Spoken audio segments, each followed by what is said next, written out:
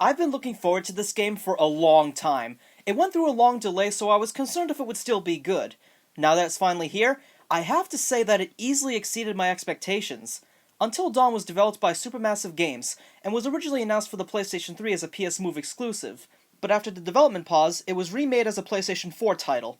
What really drew my attention is that it plays like a classic horror movie, and the outcome of each character is determined by player choices.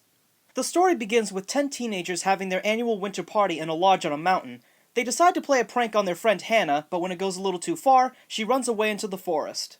Her sister Beth runs after her, but the two end up falling to their deaths, never to be seen again. 1 year later, the girl's brother Josh, played by Rami Malek, invites everyone else back to the lodge for another party, and so the others agree to help him cope with the loss. Of course, things don't go very well when a lot of dangers are out to get them. They get chased by a psycho killer, a mysterious outdoorsman with a flamethrower, and a few terrifying monsters. I was kinda hoping they would stick to realism here and not so much a Native American folklore, but at least they build it up fairly well so it doesn't just come out of left field. As I said, you get to control some choices throughout the story that will result in alternate outcomes. Sometimes character dialogue will remain the same, but most of the time there will be different reactions and situations to deal with. A big theme that this game revolves around is the butterfly effect, where small actions in the present can have bigger, long-lasting effects in the future.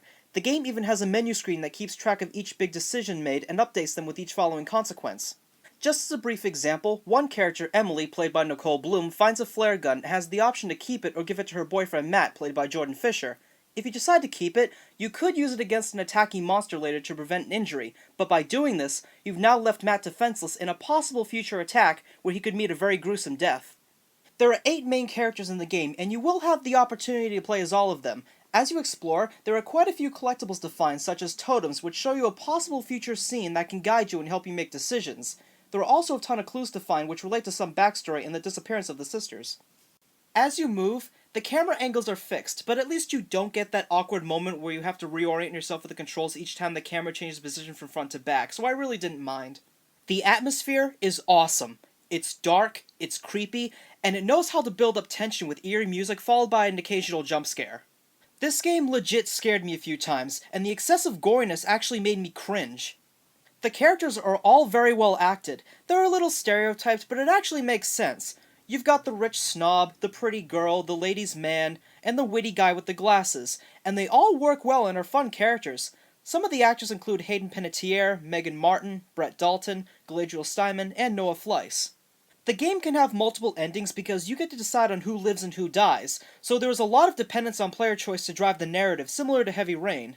It's mostly linear, and the same main events always take place, but at least it doesn't always make the same mistakes that Telltale Games has made in the past, where they do their best to give an illusion of player choice by just adding different dialogue.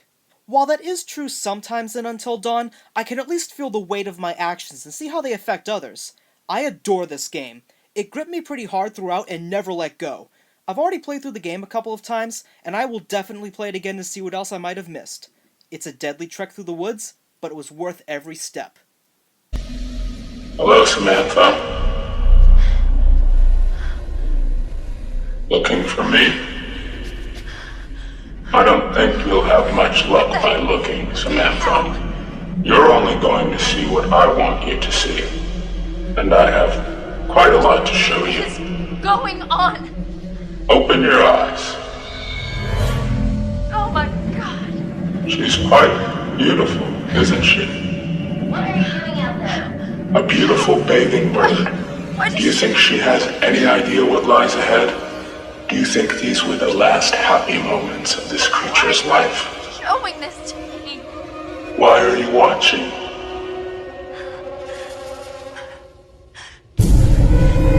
Josh! How does it make you feel? What did you do? I'm going to give you 10 seconds. 9, 8, No. 7,